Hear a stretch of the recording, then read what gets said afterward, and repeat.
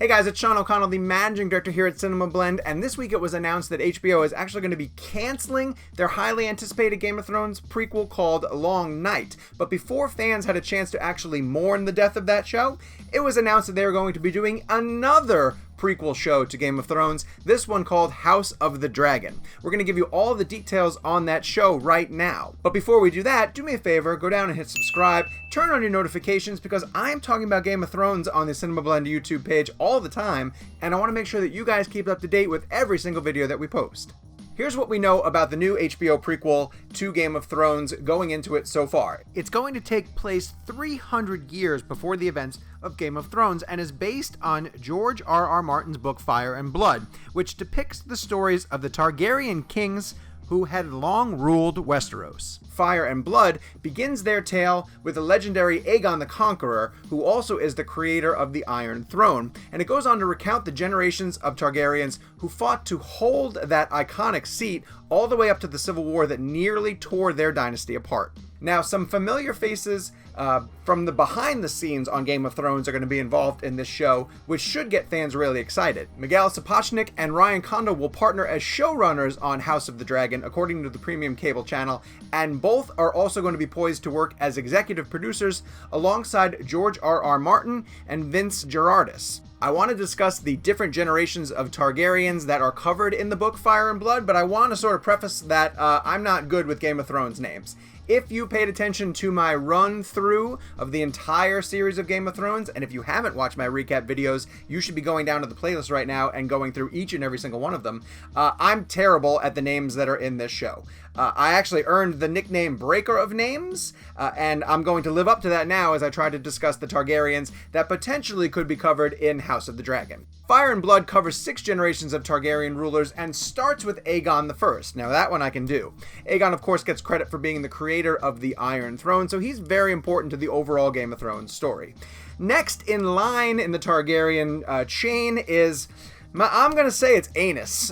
It might not be pronounced Anus.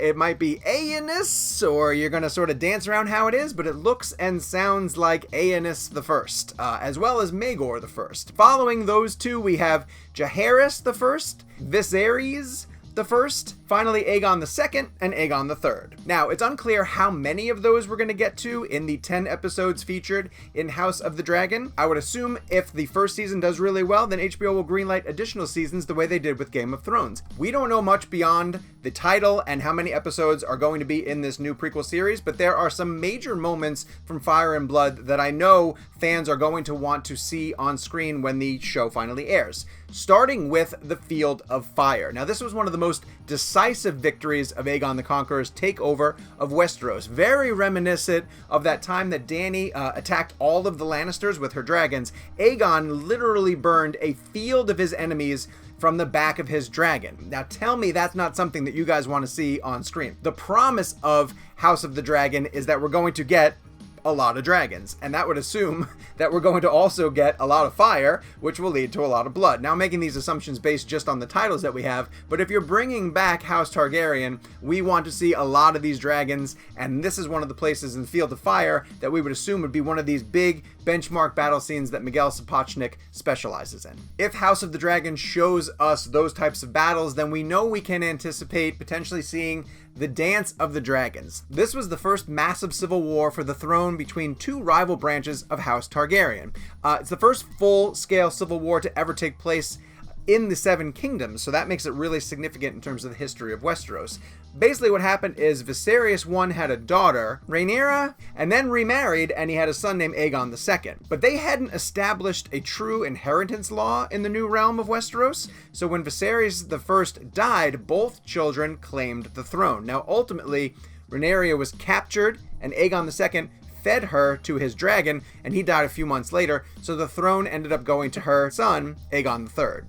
These are classic Game of Thrones type soap operas with really lethal double crosses between people who are related and supposed to be close to each other. It's the type of stuff that George R.R. Martin specializes in, and I know that if they do it properly, it's going to be fantastic to see on screen in this new prequel series. Even saying this next one out loud gets me excited. It sounds like we could have another Red Wedding in House of the Dragon.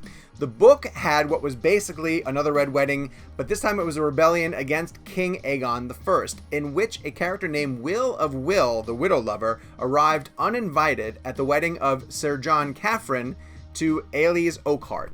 He was led in by a traitor servant, and his men ended up slaying Lord Oakheart and most of the wedding guests. Then they made the bride watch as they maimed her husband.